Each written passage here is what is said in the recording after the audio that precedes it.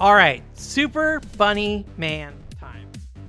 Super Bunny Man is a physics-based platformer, and I initially found out about this game through like VTubers. So a friend of mine is really big into VTubers, and I think when you see these kind of like physicsy kind of based games, a lot of the times it can be hard to know what the depth is because you just see like a bunch of like personalities on stream screaming at each other as different things happen, right?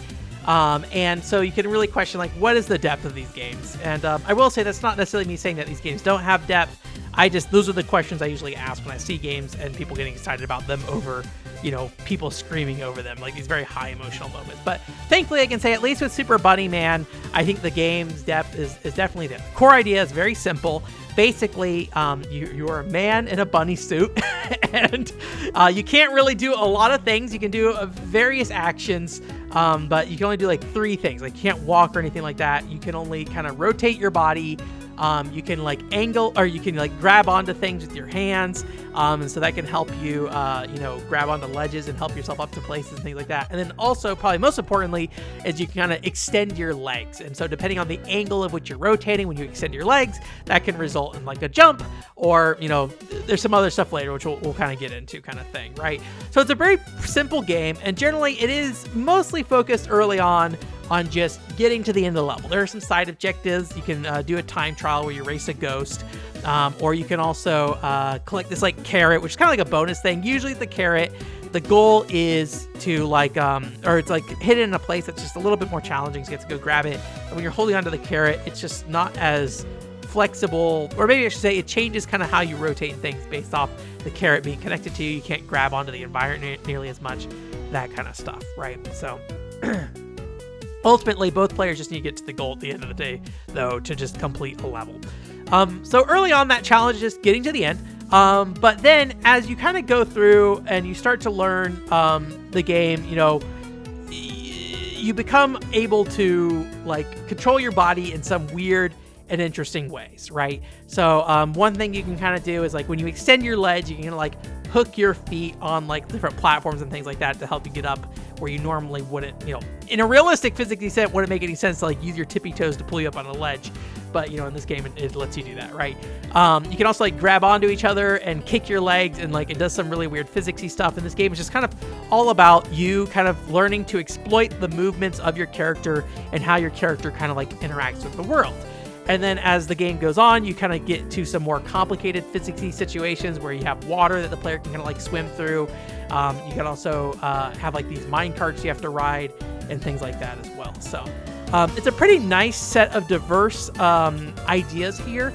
And each level, I think, does have like its own like distinct feel. And I think that's one thing the game does a really good job of keeping a good variety of stuff going on. In that sense, though, a lot of the fun of this game is the chaoticness of it, where the player, what happens when a player jumps is not always clear, and so weird stuff can happen. You actually accidentally like kick each other. You can actually knock each other off the edge. You can jump in a way that like just like you don't get quite the momentum, and you'll fall down. And because you have to like start the level again after somebody dies, depending on how hard the level is, it can be this very like frustrating experience, but like frustrating in a fun way initially. For sure. And there are like other things you get where like sometimes you'll like go into a bomb and it explodes, and just because of how the physics work, you survive through the bomb. Like you have these like kind of high-peaked, exciting moments kind of thing. But as you go through the game, these initial levels that are a lot more forgiving in how you kind of get around the world, a lot more forgiving in like how the physics affect you if something goes wrong. The game gets a lot more stringent, a lot more precise. And I think it does create a lot of issues later on where it the game kind of expects maybe a little too much out of the player. And the reason why I think that's important to note is that this game, chaoticness and unpredictableness is a part of it, and really I think should be part of the positive nature of it.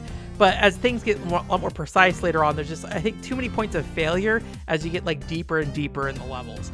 And so you'll have these kind of levels where you have, let's say, I think there's like the beach level where there's like these trees that you have to kind of like jump across. And these trees, they are destructible, and the intention is for you to be kind of like careful going through them and things like that. But when you're playing online specifically, these trees can often do some really bizarre physics that cause the game to really glitch out. And what happens is that tree will explode even if you aren't like touching it that much, or in worst case scenario, it will start to vibrate rapidly and launch the players off and basically go ahead and kill them. And so when that happens the first time, it's kind of funny, but when you're on a level and you're just about to beat it after your 50th try or something, and then the tree freaks out and kills you both, it's not particularly fun, unfortunately. So yeah, I think that's one thing that this game just really struggles a lot with. And I think the netcode just makes it significantly worse as well. There's a lot of weird bugs come up from that. Also, objects just randomly disappearing on screen. If you look at it, you can see the tree kind of freaking out, and that would almost always be a quick reset kind of thing. On the bright side, though, the game does let you reset pretty quickly, so it is pretty easy to just kind of get started again. But especially as you go through the level multiple times, it starts getting challenging. Frustrating. One issue that I will say that might be something that's kind of a little bit self-inflicted here is we decided to go after all the carrots in the game, basically. So instead of just going right to the end, instead we spent all the times on level trying to get the secret carrot, which is just add a layer challenge. And the game seems to be willing to let you not do that. It does require you to do more than just beat the levels. When you get to the end, you won't have enough medals to get to the end if you just beat the levels. So you have to do a mix of carrots and time trials. And I think you just kind of selectively got to pick the levels that are going to be a little bit the best tuned to that thing, right? So if you're on a level that just has a lot of trees that are going to break because of the network issues, chances are you just want to ignore the carrot on that one of the time trials just because it's not going to be able to work very well. So. But it is flexible in how you get those medals. You don't have to get all of them to beat the game. So I think it is something that, as long as you're willing to be flexible, you'll be able to find what you need to get through it. But overall, I think it's a fun game. I think it does encourage a lot of really fun teamwork.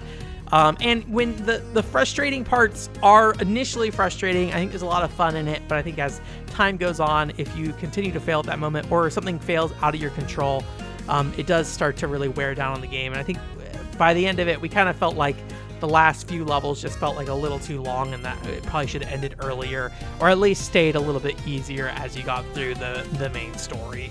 There's not a story to this game, but the main campaign of this game kind of thing. So otherwise, I think Super Bunny Man is really cool. Maybe play it locally to kind of reduce issues that you might get. I think that's maybe my biggest recommendation. So anyways.